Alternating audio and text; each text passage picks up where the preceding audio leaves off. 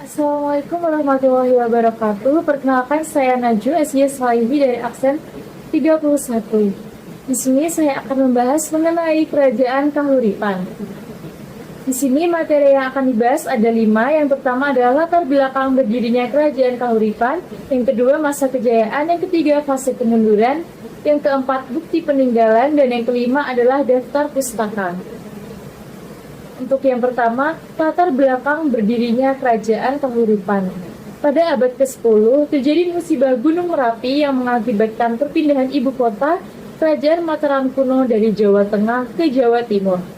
Peristiwa ini disebut sebagai pralaya atau kehancuran dunia oleh penduduk kerajaan. Perpindahan ibu kota ke Medang, Jawa Timur ini sekaligus mendirikan Kerajaan Medang yang merupakan lanjutan dari Kerajaan Mataram kuno. Kerajaan Medang sempat berkembang di bawah kepemimpinan beberapa raja. Salah satunya adalah Raja Airlangga. Pada masa kepemimpinannya, Raja Airlangga banyak menaklukkan berbagai wilayah dan memindahkan pusat pemerintah ke Kahuripan. Seiring waktu, Kerajaan Medang kemudian disebut sebagai Kerajaan Kahuripan karena lokasinya yang berada di Kahuripan. Dengan demikian, Raja Airlangga sebagai pemimpin kemudian dikenal sebagai pendiri Kerajaan Kahuripan. Kerajaan ini disebut juga sebagai Kerajaan Medang Kahuripan karena merupakan lanjutan dari Kerajaan Medang. Selanjutnya ada masa kejayaan. Sejak masa berdirinya Kerajaan Kahuripan, kerajaan ini hanya pernah dipimpin oleh satu orang pemimpin, yakni Raja Airlangga. Meskipun begitu, Kerajaan Airlangga dikenal sebagai pemimpin yang berhasil membawa Kahuripan pada masa kejayaannya. Airlangga memerintah Kerajaan Kahuripan dari tahun 1009 Masehi sampai 1042 Masehi dengan gelarnya Abhiseka Sri Maharaja Rakai Halu Sri Damawangsa Airlangga Anata Wiktra Motugarewa.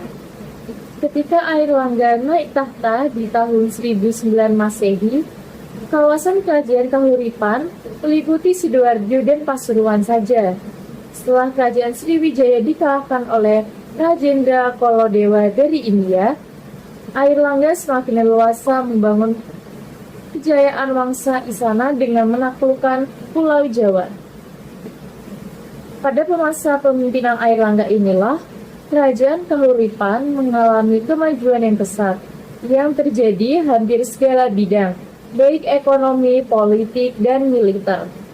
Terlebih, Airlangga dikenal sebagai pemimpin yang bijaksana, berwibawa, dan cakap. Inilah beberapa kemajuan Kerajaan Kahuripan saat dipimpin oleh Airlangga. Yang pertama, memperluas wilayah meliputi Madura, Jawa Timur, Bali, dan sebagian lagi Jawa Tengah. 2. Meringankan beban pajak rakyat yang mengalami musibah. Yang ketiga, membangun pelabuhan, jalan, dan bendungan yang membuat perekonomian semakin mudah dan maju. Yang keempat, kebijakan dalam bidang seni, pertanian, dan budaya, sehingga pengaruh Kerajaan Kahuripan bisa menyebar ke berbagai wilayah, terutama di wilayah kekuasaannya. Yang kelima, mendirikan Candi Belahan, Candi Jawi, sekaligus Candi Surawan. Yang keenam, memperluas hubungan diplomatik dengan cara mengirim utusan ke Cina. Selanjutnya ada fase kemunduran. Masa kejayaan Kerajaan Kahuripan tidak bertahan lama. Pada akhirnya Raja Airlangga yang memiliki 3 orang anak, ia memutuskan untuk membagi kekuasaannya kepada 2 putranya, yakni Kerajaan Jenggala yang diserahkan kepada Sri Mapanji Garasakan dan Kerajaan Panjalu yang diserahkan kepada Sri Samarawijaya. Pembagian kekuasaan ini dilakukan untuk menghindari terjadinya perang saudara di antara keduanya. Berdirinya kedua kerajaan tersebut menandakan akhir dari pemerintah dan sejarah dari Kerajaan Kahuripan yang akhirnya turun tahta. Keputusan yang diambil Airlangga semata-mata untuk mencegah konflik besar yang bisa membahayakan kerajaan maupun masyarakat.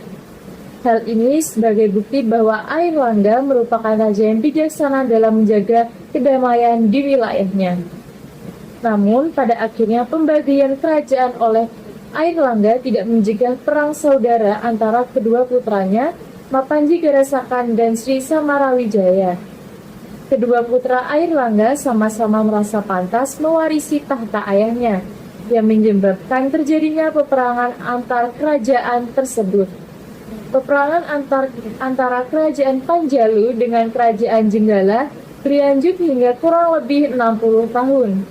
Hingga pada akhirnya Jenggala berhasil memenangkan perang saudara tersebut dan sukses meraih seluruh tahta warisan dari Raja Airlangga. Selanjutnya ada bukti peninggalannya, ada Prasasti Tane, Prasasti Kagurungan, Prasasti Pucangan, Prasasti Baru, dan Prasasti Kamalagian dan Candi Belahan. Di sini saya akan menjelaskan satu persatu. Untuk yang pertama yaitu Prasasti Kane 1021 Masehi menyebutkan bahwa Raja Airlangga pernah memberikan hadiah sima atau tanah yang dikhususkan untuk membangun suci pada masyarakat desa Kane karena telah membantu meraih kemenangan kerajaan Kahuripan. Lalu yang kedua yaitu Prasasti Kagurungan 1022 Masehi menyebutkan bahwa Raja Airlangga memberikan sima kepada keluarga dari Dyah Kaki Ngadulengen karena telah berbakti kepada kerajaan Kahuripan. Lalu yang ketiga Prasasti Puncangan 1029 Masehi menyebutkan bahwa Raja Airlangga berhasil mengalahkan beberapa pemimpin pada masanya, seperti Raja Wisnu Prahbawa pada tahun 1029 Masehi dan Raja Wijayawarma pada tahun 1035 Masehi. Lalu yang keempat ada Prasasti Baru 1030 Masehi menyebutkan bahwa Raja Airlangga berhasil memenangkan perang melawan Raja Hasin dan memberikan sima kepada masyarakat desa baru karena telah memberikan tempat tinggal kepada Raja Airlangga dan pasukannya saat berperang. Lalu yang kelima,